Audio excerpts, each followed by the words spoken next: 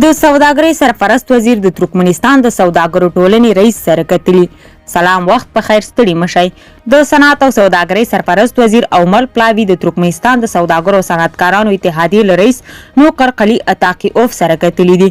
د صنعت او سوداګرۍ له وزارت څخه په خپره شوې خبرپاڼه کې راغلي چې په دې کتنه کې نوکر قلی اتاقیوف ترکمنستان ته د سرپرست حکومت د دولتي او خصوصي سکتور د ګډ پلاوی د سفر هرکلی کړی او د ترکمن افغان سوداګریز پیوستون کانفرنس او نندارتون پرانیستل د دواړو هیوادونو د نږدېوالي لامل بللی دی.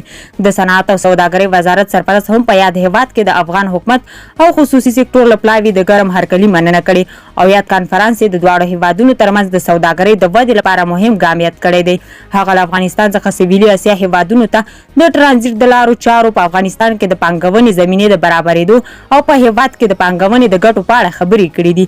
له ملتیا مو نړۍ مننه، ښه وخت ولرئ.